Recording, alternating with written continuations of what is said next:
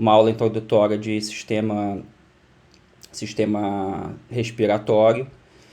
E hoje a gente vai ter a segunda aula, tá? A segunda aula do sistema respiratório, e com essa aula de hoje eu reponho a aula que não foi dada na semana passada, né? Porque aí a gente não fica muito atrás.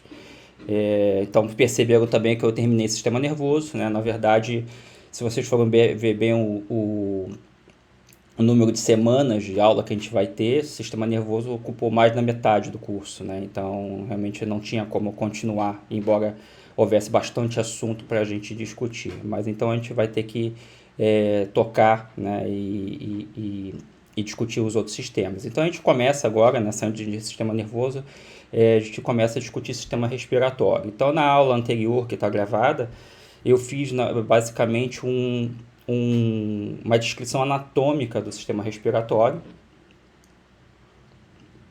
para vocês, né, uma descrição anatômica, e nessa descrição anatômica do sistema respiratório a gente terminou essa descrição anatômica na porção terminal, que seria ali o saco alveolar, que tem os alvéolos, que é a região onde ocorre a troca gasosa, né, a absorção de oxigênio pelo sangue e a liberação de dióxido de carbono do sangue para o alvéolo para a posterior expiração. Na aula passada também, que está gravada, vocês vão ver como que é o processo de ventilação, ou seja, como o ar entra nos pulmões e como o ar sai dos pulmões. Isso eu também discuti na aula passada, né? O processo de ventilação são três processos envolvidos no processo de respiratório. O primeiro é a ventilação, que na verdade é o movimento de ar para dentro e para fora dos pulmões. O segundo processo relacionado ao sistema respiratório é a troca gasosa que acontece nos pulmões, e o terceiro, que é chamado de respiração externa, e o terceiro processo é a troca gasosa que ocorre ao nível dos tecidos, ou seja, aquele oxigênio que foi absorvido pelo sangue que está banhando os alvéolos. Esse oxigênio vai ser levado para os demais tecidos do corpo, para que os tecidos do corpo absorvam o oxigênio. Então esse é o processo que a gente chama também de respiração interna ou tecidual. Então nessa aula de hoje eu pretendo, não sei, eu espero que dê tempo, a gente falar de respiração externa, respiração interna, e havendo tempo vou começar a falar sobre transporte de gases. Tá bom, filha. Dando aula em casa é isso, né? Então, vamos lá. Então, o objetivo dessa aula então, é descrever primeiro as trocas de oxigênio e dióxido de carbono na respiração externa e interna, e descrever como ocorre o transporte de gases no sangue.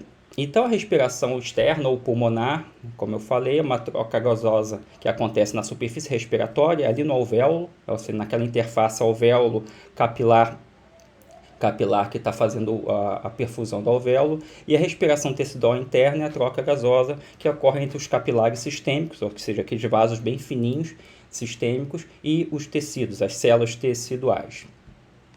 Bem, antes da gente discutir os processos de ventilação interna, de respiração interna e externa, é importante ter alguns conceitos bem firmados. O primeiro conceito que é importante é que trocas gasosas acontecem por um processo que é chamado difusão, né? Difusão, de uma forma muito simplificada explicando, é um movimento de uma molécula que ocorre de um meio mais concentrado para um meio menos concentrado. Então, um processo, um exemplo simples para a gente visualizar de difusão: pega-se um tanque de água, por exemplo, cheio d'água, e numa das extremidades do tanque você pinga um corante azul, por exemplo, né? Aquela água parada, né? Sem nenhum movimento. Você pinga um corante azul numa das extremidades do tanque, e no primeiro momento aquele canto do tanque vai ficar com a coloração bem escura, azulada, e com o passar do tempo, aquele corante ele vai se difundindo, as moléculas do corante vão se difundindo pelo tanque, e depois de um tempo, quando o sistema que a gente dizia entra em equilíbrio, aquele tanque não vai estar mais com uma cor azul escura, vai estar com um azulado bem claro, porque todas aquelas moléculas se distribuíram uniformemente pelo tanque, através de um processo que a gente chama de difusão, ou seja, passaram de um meio mais concentrado de corante para um meio mais concentrado, até igualar as duas concentrações e ficar uma concentração uniforme. Então, qualquer movimento de gases nas superfícies de troca gasosa, no pulmão, nos alvéolos, melhor dizendo, ou nos tecidos, vai acontecer em curtíssimas distâncias. Aqui a gente está falando de distâncias que são às vezes menores que 1 micrômetro, então 1 micrômetro é 1 milionésimo do metro, então distâncias que são muito curtas, e nessas distâncias muito curtas os átomos, as moléculas de oxigênio e de dióxido de carbono, elas vão passar de um lado para o outro, vão atravessar membranas celulares e vão passar, por exemplo, dentro do alvéolo para dentro do capilar sanguíneo. E já o dióxido de carbono, ali no pulmão, vai passar do capilar sanguíneo para dentro do alvéolo, para ser expirado. Lá no tecido vai acontecer o oposto. A molécula de oxigênio que está no sangue vai passar do sangue para a célula tecidual. E a molécula de dióxido de carbono vai passar da célula tecidual para o sangue. Então isso acontece no processo de difusão. A difusão, ela, como eu falei, ela acontece quando uma molécula se difunde, ou substância, melhor dizendo, se movimenta de um meio mais concentrado para um meio menos concentrado. No entanto, quando a gente está falando de gás, de um gás, a gente não usa a palavra concentração, a gente usa a palavra pressão parcial. Então, a difusão de um gás vai acontecer de um meio que tem uma maior pressão parcial do gás para um meio que tem a menor pressão parcial do gás. Então, sempre acontece do maior para o menor. Só que no caso de um gás, a terminologia utilizada, né, o que é relevante não é a concentração do gás. O que é relevante é a pressão parcial do gás. Deixa eu permitir a entrada aqui da Cristine. Ops. Foi. Então, da pressão parcial do gás. Então, a gente fala de diferenças de pressão parcial de gás que vão levar ao processo de difusão de uma molécula de gás, tanto de dióxido de carbono quanto do oxigênio. Bem, como que se calcula a pressão parcial de um gás? A pressão parcial de um gás se calcula, na verdade, considerando a proporção desse gás no meio, naquele meio onde o gás está incluído. Então vamos considerar a nossa atmosfera. A nossa atmosfera, ela tem vários gases na atmosfera, que compõem a atmosfera. O oxigênio, que é o gás relevante aqui para a gente discutir, o oxigênio ele está na proporção na atmosfera de 20,9% da atmosfera, dos gases que compõem a atmosfera, são formados por oxigênio, é formado por oxigênio. Então a proporção de oxigênio é 20,9%.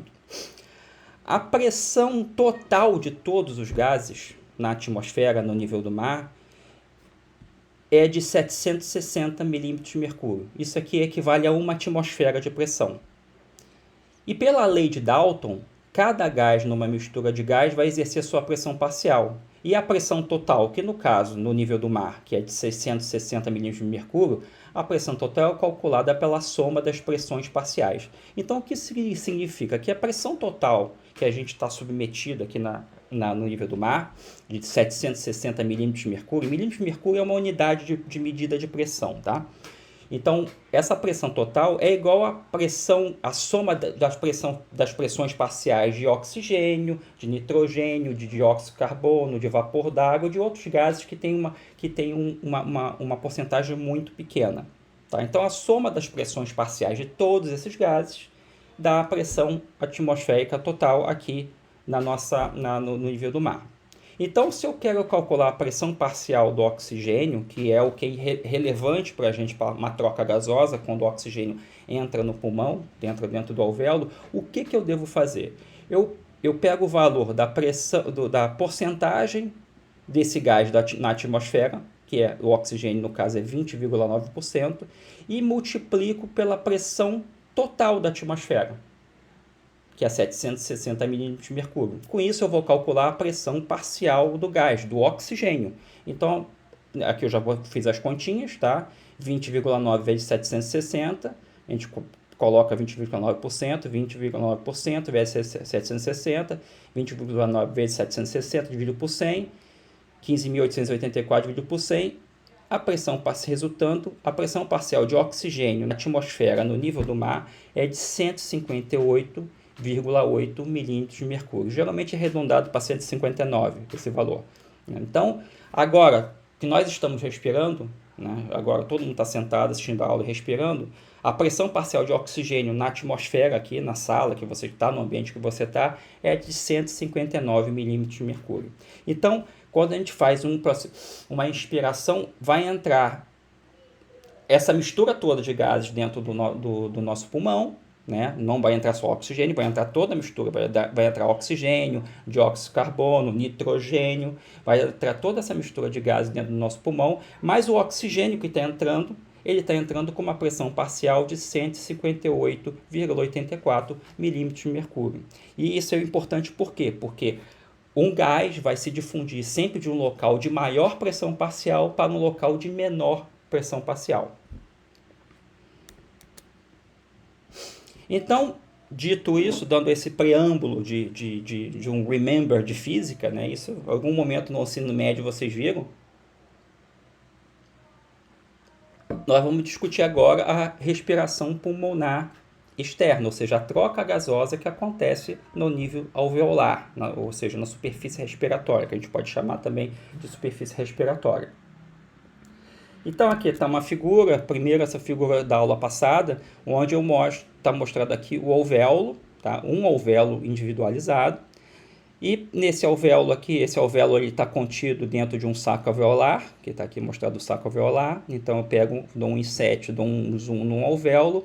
E nesse alvéolo ele é revestido por células, por dois tipos de células, basicamente. Uma célula pavimentosa bem fininha, que eu estou indicando aqui, uma célula bem fina, por onde ocorre a difusão do gás, ou seja, uma célula que tem uma membrana muito fina, e uma célula que é tipo 2, a célula alveolar do tipo 2, que essa célula alveolar do tipo 2 é uma célula que não é por onde ocorre a troca gasosa, mas essa célula produz uma substância que é muito importante, é uma substância surfactante, que impede que o alvéolo colapse. Né? Então, durante o processo de expiração, até vou mostrar um vídeo hoje que mostra isso muito, que ilustra isso muito bem. Quando a gente expira o ar, o alvéolo, e isso é importante ter essa compreensão, o alvéolo ele não colapsa, ele não fecha completamente. Ele fica ainda aberto, ele fica aberto. Ele fica aberto porque ele tem uma substância que é uma chamada substância surfactante que impede que as paredes do alvéolo colhem uma nas outras. Porque se não houvesse essa substância surfactante, as paredes do alvéolo naturalmente colariam uma nas outras. Por quê? Porque existe uma finíssima camada de água aqui dentro da parede do alvéolo, de umidade, uma finíssima camada de água. E essa camada de água, uma propriedade da água é uma propriedade chamada tensão superficial da água. As moléculas de água se atraem. Então, seria pelas pontes de hidrogênio. Então, naturalmente aconteceria que o alvéolo ele colapsasse, ele fechasse em cima, fechasse e ficasse fechadinho, se não houvesse colapsado, melhor dizendo, e se não houvesse essa substância que diminui a tensão superficial dentro do alvéolo, é uma substância surfactante. Por exemplo, um bebê recém-nascido, essa substância surfactante ela começa a ser produzida no pulmão a partir dos 6 meses de gestação. Quando o bebê é recém-nascido, ele nasce ali nos 6 meses ou um pouquinho antes de 6 meses, é necessário que seja feito um tratamento no bebê para que ele produza essa substância surfactante. Senão ele vai nascer e ele não vai respirar, porque os alvéolos vão estar todos colabados. Então, se estão colabados, fechadinhos, não entra ar e aí o bebê morreria já por asfixia. Pois bem, então o alvéolo é formado por essa célula fininha e essa célula mais grossa. O que é relevante para a gente? Sim, se o alvéolo fechar, naturalmente o alvéolo não fecha. Tá? Naturalmente o alvéolo não fecha. Mas se o alvéolo colapsar, a gente não respira, porque não há troca gasosa. Né? Então, no caso de um recém-nascido, se não for feito esse tratamento, acho que é um corticoide, eu não me recordo agora, tá? Mas se não for feito esse tratamento com um corticoide, não vai ser estimulada a produção da substância surfactante pelas células tipo 2 do alvéolo e a criança vai morrer, porque ela vai sair do útero e já não vai ter mais o contato pelo cordão umbilical que promove a oxigenação do corpo, ela vai sair do útero, quando ela tentar respirar, ela vai puxar o ar e o pulmão não vai encher de ar. Então a criança vai morrer em poucos minutos asfixiada. Ok? Faz a pergunta, tente fazer a pergunta por áudio, tá? Porque nem sempre eu estou olhando no chat, tá? Nem sempre eu estou olhando no chat. Na apresentação aqui, na minha tela do computador, eu só estou vendo a minha apresentação. E eu vejo o chat de vez em quando eu olho a tela do celular. né? Então eu tenho que estar de vez em quando olhando, tá? Mas tenta fazer a pergunta por áudio, porque senão eu posso simplesmente não ver que você perguntou, que vocês perguntaram, e não é que eu esteja ignorando a pergunta de vocês.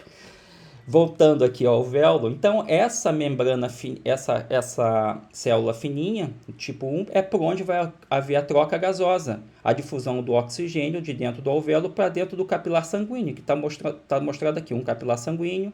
Dentro do capilar sanguíneo tem uma hemácia, né? Um glóbulo vermelho, que a gente vai falar isso mais tarde. E se a gente dá um zoom dessa região aqui, a gente vê nesse inset aqui, que tem o alvéolo, tem o capilar sanguíneo aqui, com as hemácias, e a gente vê que existe uma membrana, na verdade a membrana alveolar e a membrana do capilar, que é o chamado endotélio capilar. Essa distância de difusão aqui é em torno de 0,7 micrômetros. Então é menor que 1 micrômetro, então é uma distância minúscula.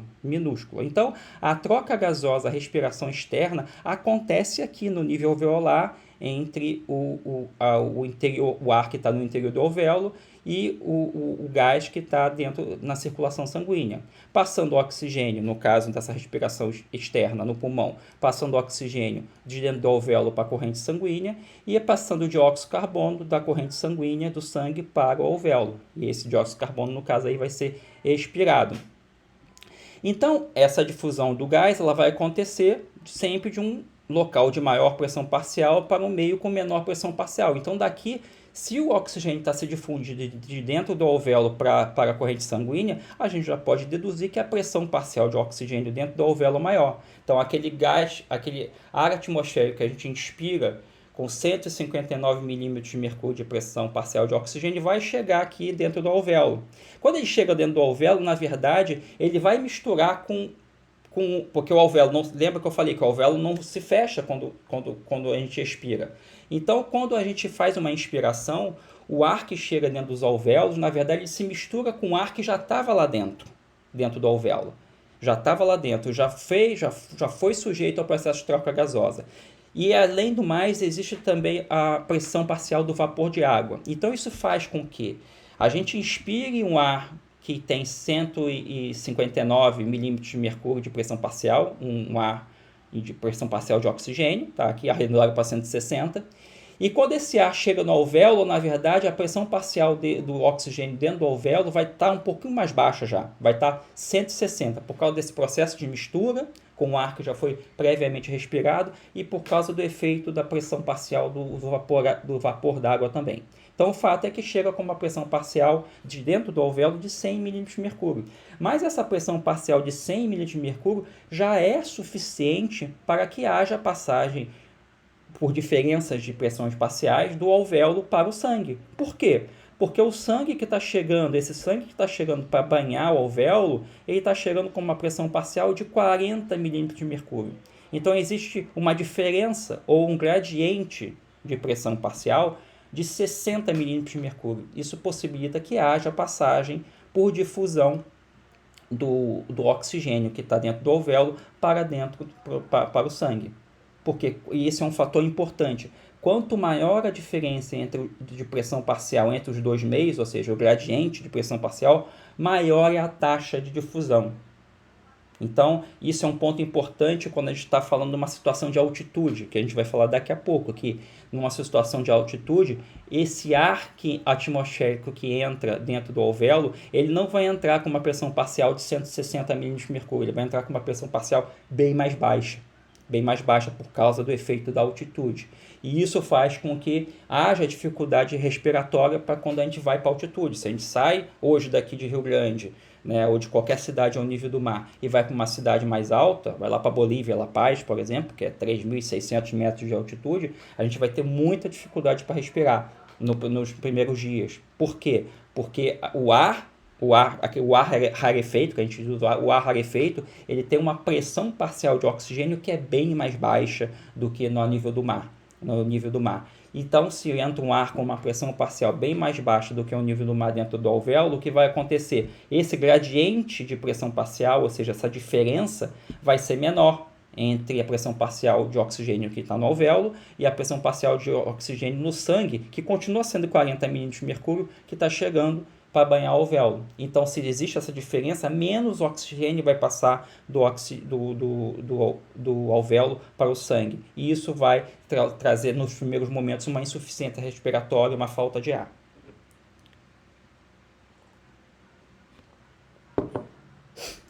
Aqui eu falei do oxigênio, mas acontece o movimento oposto do dióxido de carbono. No dióxido de carbono, que é inspirado, né, a inspiração de dióxido, o ar inspirado que chega no alvéolo tem uma pressão de dióxido de carbono baixíssima. Olha aqui, é entre 0,3, né, entre 0,2 e 0,4 milímetros de mercúrio.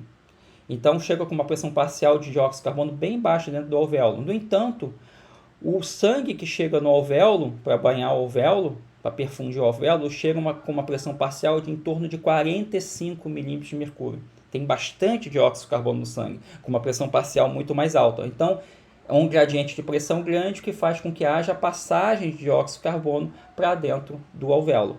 Então, dentro do alvéolo, e o alvéolo, depois no momento da expiração, esse dióxido de carbono vai ser expirado. Então, no nível alveolar de expiração externa, na membrana respiratória, há a passagem de oxigênio do alvéolo para o sangue e a passagem de dióxido de carbono do sangue para o alvéolo. Esse dióxido de carbono está vindo da onde, gente? Está vindo lá dos tecidos sistêmicos, que a gente vai falar daqui a pouco, que estão fazendo a respiração celular, e no processo de respiração celular é consumido dióxido de carbono, é consumido oxigênio e produzido dióxido de carbono. Todo o dióxido de carbono que a gente exala é um produto da respiração celular. Então as células estão produzindo energia e para que elas sobrevivam e produzam energia, elas usam oxigênio para produzir energia, e como um subproduto dessa produção de energia é liberado o dióxido de carbono.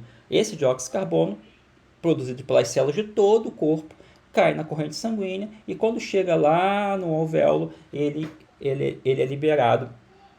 Ele é liberado pelo processo de expiração.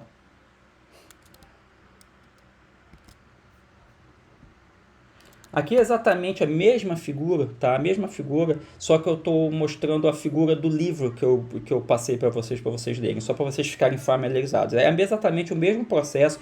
Aqui os números vão mudar um pouquinho, tá? Mas isso não tem relevância nenhuma. Mas exatamente a mesma figura, uma figura diferente, melhor dizendo, mas do livro que vocês vão ler, mas exemplificando o mesmo processo. Eu só mostrei aqui para que vocês fiquem familiarizados com isso na hora da leitura.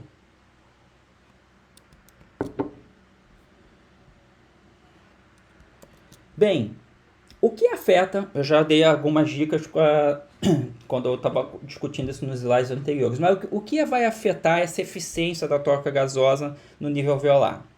O primeiro ponto é o gradiente de pressão parcial, ou seja, a diferença de pressões parciais que existem entre o oxigênio que está no alvéolo e o oxigênio que está no sangue que está chegando para fazer a perfusão do alvéolo. Então, esse é um ponto importante. Esse gradiente, se ele for menor, ou seja, se essa diferença de pressão parcial for menor, isso vai resultar numa menor taxa de difusão, ou seja, uma menor quantidade de oxigênio vai passar do alvéolo para o sangue. Quando que isso acontece? Né? Alterações no gradiente de pressão parcial acontecem, por exemplo, na altitude. Então, aqui eu peguei o exemplo extremo, né? No Pico Everest, lá no topo do Pico Everest, a pressão atmosférica é 240 milímetros de mercúrio. É 3 vezes, pelo menos, menor do que a pressão atmosférica no nível do mar. Então, qual é a pressão parcial de oxigênio lá no pico do Everest, lá em 9 mil metros de altitude?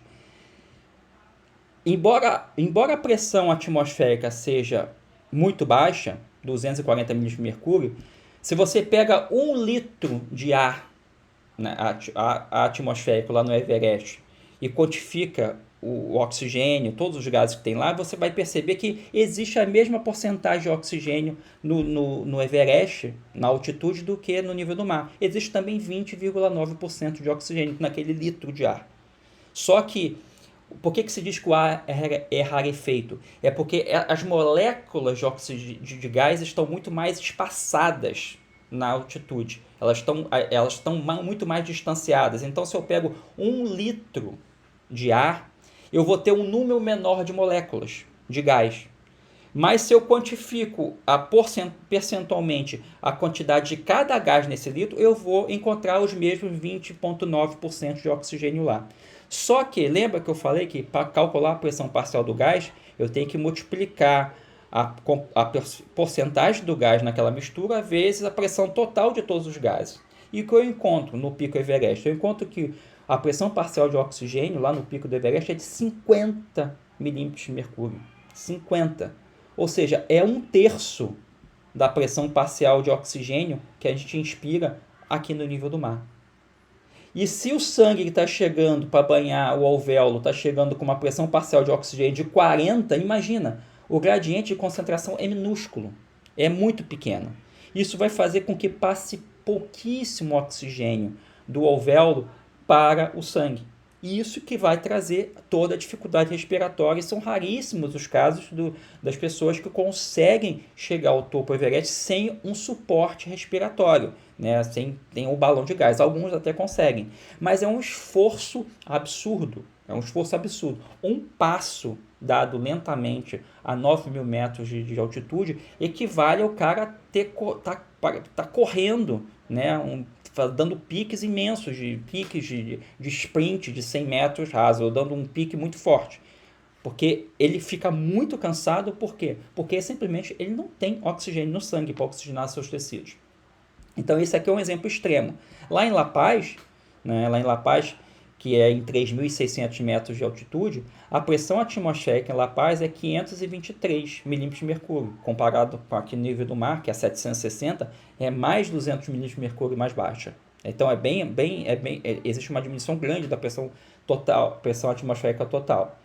Também em La Paz vai ter 20,9% de oxigênio. Se eu pegar 1 litro de ar atmosférico, desse 1 litro, 20,9% vai ser oxigênio.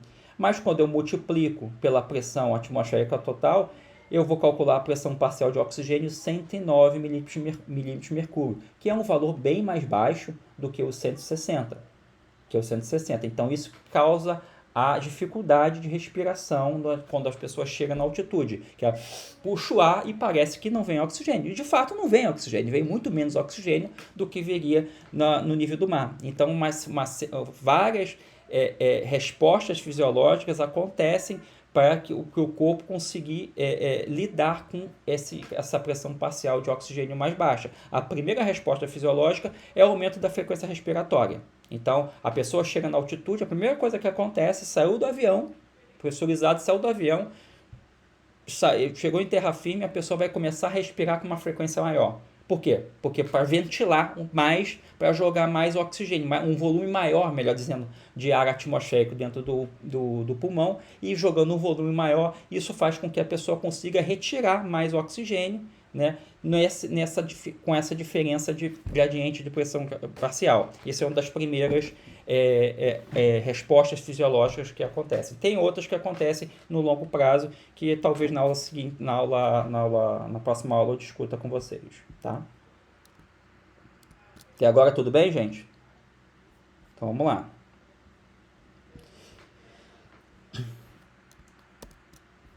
O segundo fator que afeta essa eficiência da troca gasosa, da difusão no nível alveolar, é a área de superfície das trocas gasosas.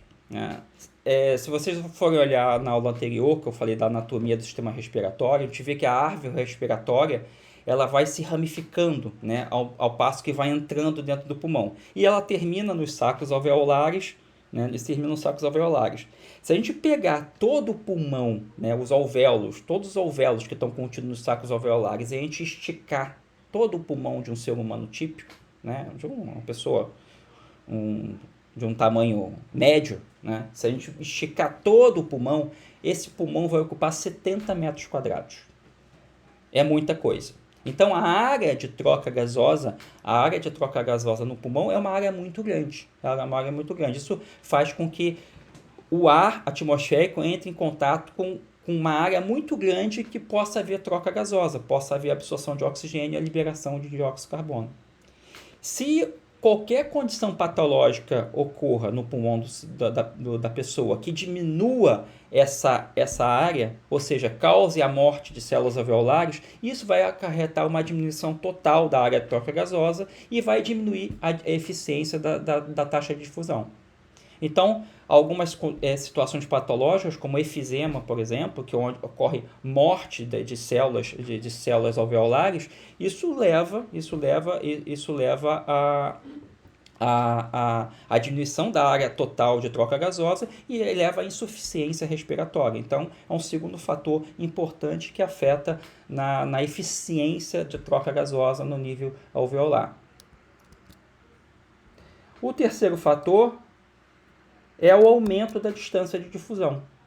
Lembra que eu mencionei que essa distância aqui, que compõe a membrana do alvéolo, daquela célula tipo 1, a membrana do endotélio. Então, essa distância que é percorrida pela molécula de oxigênio, pela molécula de dióxido de carbono, ela é menor do que 1 micrômetro.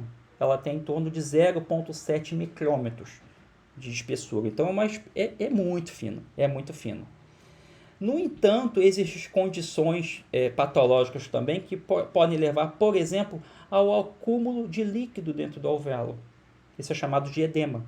Né? O acúmulo de líquido dentro do alvéolo, o que vai acontecer? Se líquido começa a se acumular por alguma razão patológica dentro do alvéolo, o que isso vai acontecer? Vai aumentar a distância de difusão, porque a distância de difusão não vai ser simplesmente a difusão que acontece de dentro do alvéolo que está preenchido só de ar, através das membranas da célula alveolar e da célula do endotélio, a célula capilar. A distância de difusão vai ser acrescida, além desse 0,7 micrômetros, vai ser acrescida dessa gota de líquido que está dentro do alvéolo.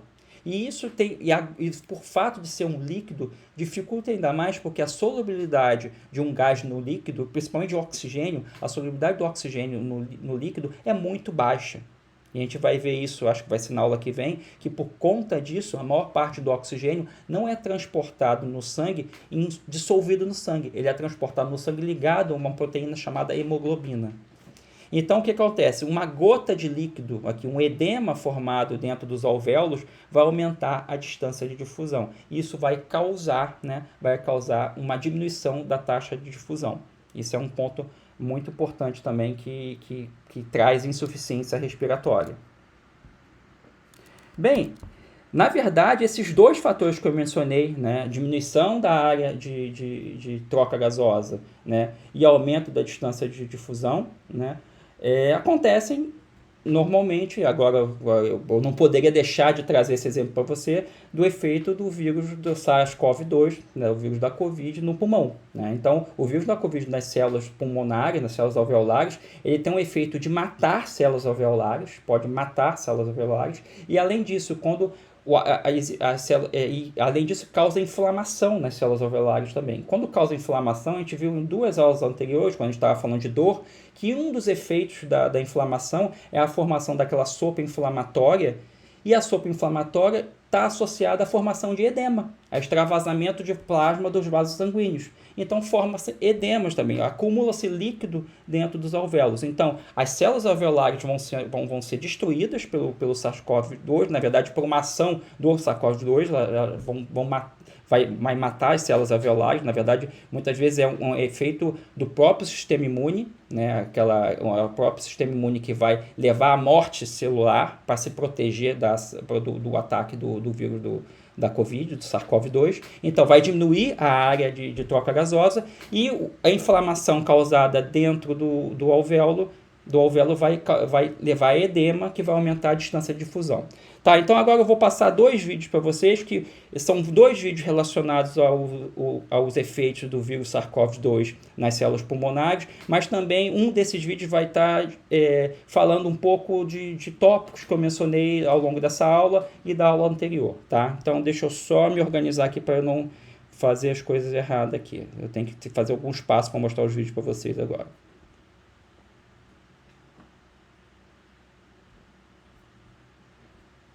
Vamos lá, aqui, Stop Presenting, apresentar, agora mudar a janela. Aqui. Eu acho que vai. Material contains the Tá, vai lá o vídeo agora. information to make more copies of itself. A protein shell provides a hard protective enclosure for the genetic material as the virus travels between the people it infects. An outer envelope allows the virus to infect cells by merging with the cell's outer membrane.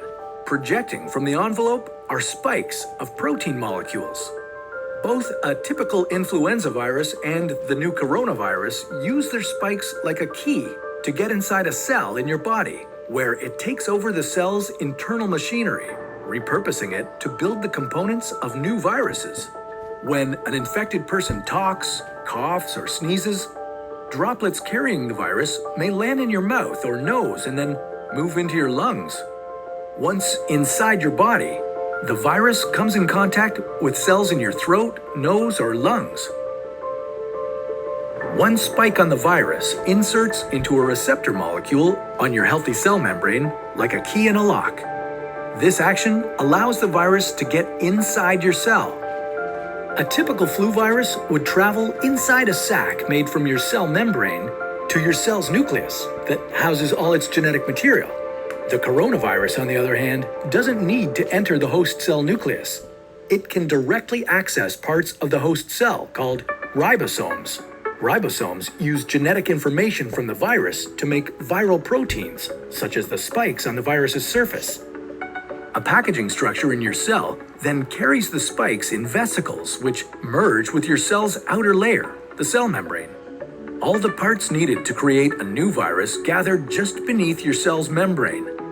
Then, a new virus begins to bud off from the cell's membrane. Now, with the virus spreading in your body, how can you develop pneumonia symptoms? For this, we'll have to look into your lungs. Each lung has separate sections called lobes. Normally, as you breathe, air moves freely through your trachea or windpipe, then through large tubes called bronchi, through smaller tubes called bronchioles, and finally into tiny sacs called alveoli. Your airways and alveoli are flexible and springy.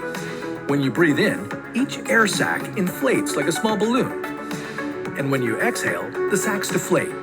Small blood vessels called capillaries surround your alveoli. Oxygen from the air you breathe passes into your capillaries, and then carbon dioxide from your body passes out of your capillaries into your alveoli so that your lungs can get rid of it when you exhale. Your airways catch most germs in the mucus that lines your trachea, bronchi, and bronchioles. In a healthy body, hair-like cilia lining the tubes constantly push the mucus and germs out of your airways, where you might expel them by coughing. Normally, cells of your immune system attack viruses and germs that make it past your mucus and cilia and enter your alveoli. However, if your immune system is weakened, like in the case of a coronavirus infection, the virus can overwhelm your immune cells, and your bronchioles and alveoli become inflamed as your immune system attacks the multiplying viruses. The inflammation can cause your alveoli to fill with fluid, making it difficult for your body to get the oxygen it needs. You could develop lobar pneumonia, where one lobe of your lungs is affected, or you could have bronchopneumonia that affects many areas of both lungs. Pneumonia may cause difficulty breathing, chest pain, coughing, fever and chills, confusion, headache, muscle pain, and fatigue.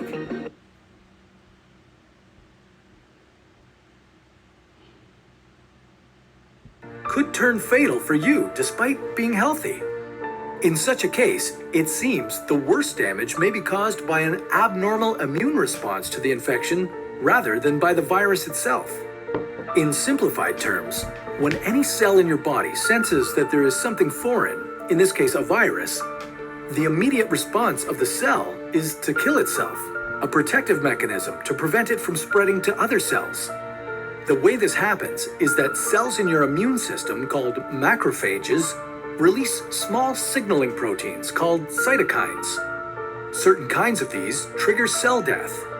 When many cells are doing this at the same time, a lot of tissue can die. This is what medical professionals call a cytokine storm. In COVID-19, this means that lung tissue breaks down and the walls of the lungs' tiny air sacs leak fluid through. causing pneumonia and starving the blood of oxygen. Most of your cells in the tissue will die as a result of this uncontrolled level of cytokines. It eats away at your lungs to a point where they cannot recover. Your body is now attacking itself. Cytokine storms are becoming a common occurrence in COVID-19 patients with severe symptoms, and they seem to play a role in death in a large number of cases. Whether you would develop a cytokine storm may depend on genetic factors.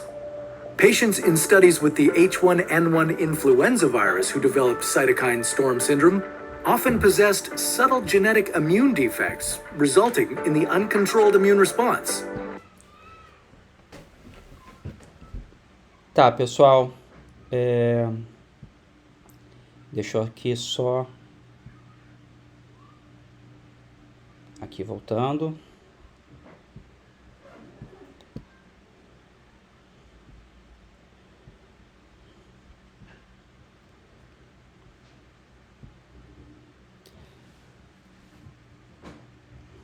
Então, a gente vê, né, desses dois vídeos, né, nesses dois vídeos, que o vírus da Covid ele tem amplos efeitos. Ele pode causar, tanto por via inflamatória, ele pode causar formação de edema, ele pode levar também, por causa de uma ação do próprio sistema imune, a morte de várias células. Sim, eu vou botar os vídeos, sim, eu boto os vídeos para vocês. Ele pode causar a morte das células alveolares e diminuindo, portanto, a superfície de troca gasosa. Então, por isso que as pessoas que são acometidas gravemente no pulmão, elas ficam realmente com um problema sério de... Só um momentinho. Filha, calma, meu irmão. Calma. Dá um minuto, papai. Cadê o computador? Aqui, computador. Abre o cheiro.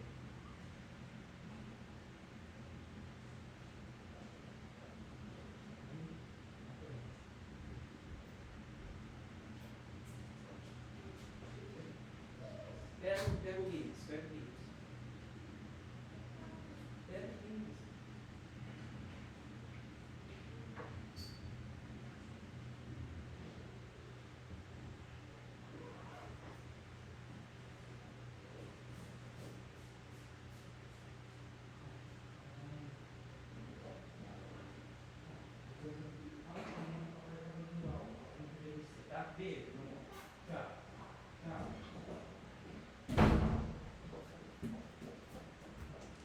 Desculpa, gente.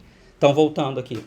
Então, o vírus da Covid ele traz ambos os problemas. Ele vai diminuir a superfície de troca gasosa, matando as células alveolares, e vai causar edema. Então, realmente, além de várias outras coisas, né, relacionadas a... Pode causar também no tecido pulmonar, pode causar coágulos também naqueles capilares que vão fazer a irrigação dos alvéolos. Então, é outro problema sério do vírus do SARS-CoV-2. Então, isso, só botando no contexto, não poderia deixar numa aula de respiratório, eu não poderia deixar de falar isso para vocês, tá? Eu vou disponibilizar todos os vídeos. Bem, em relação à respiração tecidual interna, então isso é o processo que acontece na troca gasosa no nível do pulmão, no nível alveolar. Então, eu vou falar agora de respiração tecidual interna e com isso eu vou terminar a aula, porque realmente senão eu vou me estender demais. Deixa eu ver até quanto tempo tem de gravação aqui. 43 minutos, tá. Então a respiração tecidual interna, qual é esse processo? É o processo que acontece, troca gasosa, aquele ar que foi oxigenado no nível alveolar, ele vai ser conduzido através da circulação sanguínea. A gente vai falar isso como é esse transporte, na aula que vem. Ele vai ser conduzido pela circulação sanguínea até os tecidos sistêmicos. Essa condução que existe... Ai, gente, meu gato tá fazendo uma bagunça aqui, rapidinho. O bicho tá tocando terror aqui. Então, esse ar que foi oxigenado no nível alveolar, ele vai ser conduzido pela corrente sanguínea para todos os tecidos sistêmicos, todos os tecidos do corpo, e lá nos tecidos do corpo, o que vai acontecer? O oxigênio vai passar do ar de dentro do sangue para os tecidos, para as células do tecido, e o dióxido de carbono produzido pelas células dos tecidos, em decorrência da respiração celular, vai passar da célula tecidual para o sangue. Como é que é essa passagem, esse movimento? Também por difusão, tá? Também por difusão. Difusão que acontece por curtíssimas distâncias e difusão que acontece através de um gradiente de pressões parciais, ou seja, o gás sempre vai se difundir de um local de maior pressão parcial para um local com menor pressão parcial. O sangue, no caso, que chega oxigenado, vai ser um sangue que vai ter uma maior pressão parcial de oxigênio. Então, aqui o sangue chegando oxigenado, o sangue oxigenado sai do alvéolo, vai passar pelo coração, a circulação sistêmica, né? O lado esquerdo do coração vai ser bombeado, a gente vai falar em circulatório isso com mais detalhe, vai ser bombeado pelo lado esquerdo do coração para todos os tecidos do corpo. Quando chega nos tecidos do corpo, o oxigênio vai passar do sangue por difusão para os tecidos, e o dióxido de carbono passa dos tecidos para o sangue. Então, mostrando a figurinha do livro para vocês ficarem familiarizados, né? Aqui essa aqui. Então, esse sangue que sai do pulmão, ele, depois de passar pelo coração, ele vai ter uma pressão parcial de oxigênio de 100 milímetros de mercúrio de oxigênio. E quando ele passa pelos tecidos sistêmicos, os tecidos sistêmicos vão ter uma pressão parcial de oxigênio de 40. Então, existe um gradiente grande de pressão parcial. Então, qual vai ser a tendência? Por difusão, o oxigênio passar do sangue para os tecidos. Por outro lado, o sangue que saiu do pulmão, ele vai ter uma pressão parcial de dióxido de carbono de 40 milímetros de mercúrio, dióxido de carbono, CO2. Quando ele chega nos tecidos sistêmicos, os tecidos sistêmicos têm uma pressão parcial de 45. Essa diferença é pequena sim, mas é suficiente para que haja a passagem de dióxido de carbono para os tecidos sistêmicos, para o sangue, dos tecidos sistêmicos para o sangue. Mesmo com essa diferença pequena, muito dióxido de carbono é transportado no sangue, porque a gente vai ver na hora do transporte de gases que o dióxido de carbono ele é transportado de uma forma quimicamente, de uma forma que permite o transporte muito grande de dióxido de carbono pelo sangue. Então, essa diferença pequena de pressão parcial é suficiente para que haja a difusão de dióxido de carbono dos tecidos sistêmicos para o sangue. E aí o ciclo, ele sempre retorna. O sangue vai circular novamente, né? Vai passar o sangue que sai dos tecidos, vai chegar ao lado direito do coração. Do lado direito do coração, ele entra pelo átrio direito, vai para o ventrículo direito, e aqui tem o que chama circulação pulmonar. Esse sangue sai do ventrículo direito e vai ser bombeado para o pulmão. Chega no pulmão, a oxigenação do sangue, liberação de dióxido de carbono, o sangue sai oxigenado, passa pelo coração, lado esquerdo do coração, átrio esquerdo, ventrículo esquerdo, impulsionado para os demais tecidos do corpo, e o ciclo vai acontecendo infinitamente até enquanto a gente está vivo, né? Enquanto a gente permanece vivo. Tá? Então, eu vou terminar aqui a aula, porque eu não vou ter tempo aqui de começar a falar e esgotar o assunto de transporte de oxigênio, né? De transporte de oxigênio. Então, eu termino com o conteúdo de respiração interna e respiração externa, e na próxima aula eu falo começo a falar a partir de transporte de oxigênio. Talvez a próxima aula eu poste, e na sexta-feira que vem eu faço uma outra ao vivo, talvez já entrando até em sistema circulatório. Tudo bem, gente? Show. Alguma pergunta agora que ocorra para vocês? Eu vou disponibilizar os vídeos, tá? Disponibilizar os 2 vídeos. A aula que vem é bem interessante. Eu até vou tentar fazer para ser ao vivo, que falar de transporte de gases, aí falar de saturação de sangue. É algo que agora a gente escuta direto, né? Por causa da Covid, né? O que é um sangue saturado em oxigênio, o que é um sangue pouco saturado, como é que é medida a saturação do sangue. Então, talvez eu deixe para falar com vocês, para que vocês possam manifestar as perguntas ao vivo, tá? Então, deixa eu ver aqui no chat, não tem nada.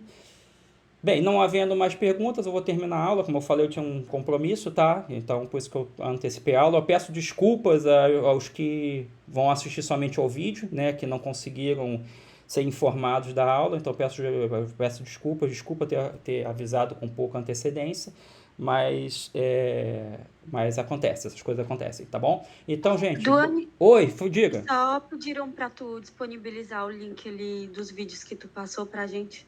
Eu vou botar lá no AVA. Ah, tá. Tá? Obrigada. Pode deixar que eu boto no AVA, tá? E então, gente, bom final de semana, fiquem bem, fiquem em casa, se cuidem, tá? Fiquem com saúde aí e até a semana que vem, tá bom? Um abraço.